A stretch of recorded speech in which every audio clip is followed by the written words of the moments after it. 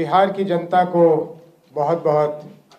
धन्यवाद, उनको बधाई हो। उन्होंने बढ़ चढ़कर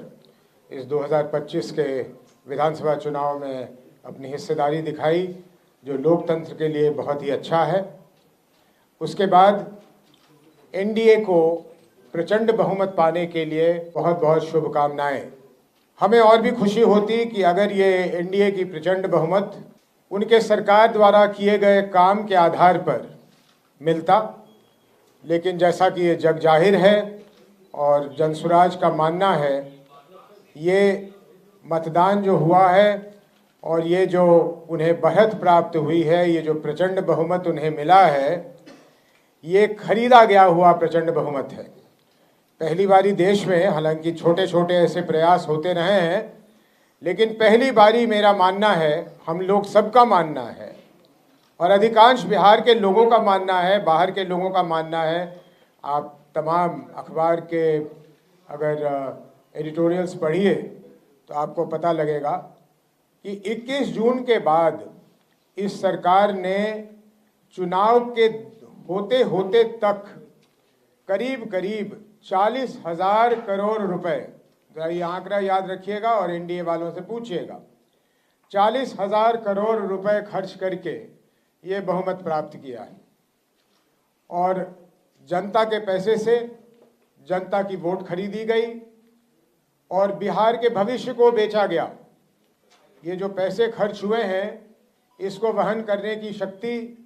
बिहार के अर्थव्यवस्था में नहीं है और इस कारण जहां आवश्यक खर्च करने थे सरकार के पास, अब राशि नहीं बचेगी, न शिक्षा को सुधारने के लिए, न स्वास्थ्य को सुधारने के लिए, न यहाँ पे इंफ्रास्ट्रक्चर बनाने के लिए। पलायन वलायन रोकने की बात तो खैर ये ऐसे ही कर रहे थे जनसुराज के कारण, लेकिन बिहार के अर्थव्यवस्था की जो इन्होंने स्थिति कर दी है, यहाँ तक, और इसका मेरे पास अभी क्योंकि कागज़ नहीं आया है, मैं इस पर बहुत नहीं बोलूँगा, लेकिन मैंने सुना है कि विश्व बैंक से जो इन्हें किसी प्रोजेक्ट के लिए कर्ज मिला था, उसके भी 14,000 करोड़ रुपए उन लोगों ने ये कैश ट्रांसफ़र पे लगाया है। तो इस हालत में बिहार की जनता, जो सब लोग जानते हैं, मजबूरी में रहती है, गरीबी में रहती है, उसके लिए इतना बड़ा जो पैसा मिला तो उसको लगा कि ये वरदान है और इस कारण से मेरे समझ से, जनसुराज की समझ से और सोचने वाले लोगों के समझ से प्रचंड बहुमत का यही कारण है। अब हम लोगों का मांग है एनडीए से कि उनके जो भी मुख्यमंत्री बने, वो उनके कार्य क्षेत्र की बात है, मुझे उसमें कुछ नहीं कहना, लेकिन हम ये आशा करते हैं, ये हमारी मांग है कि एक साफ सुथरी सरकार बने जिसमें भ्रष्ट और दागी मंत्री की जगह न मिले। जो पिछला कैबिनेट था या अभी भी चल रहा है, शायद वो उन्होंने इस्तीफा नहीं दिया है,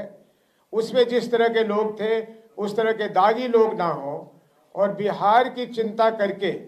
जो आदरणीय प्रधानमंत्री जी और नीतीश जी ने कई बार दोहराया, उन्होंने करीब करीब वही बातें दोहराई जिसको शुरू जनसुराज ने किया, जिसपे जनसुराज अडिग है। ये शायद प्रधानमंत्री जी ने कहीं पलायन की भी बात की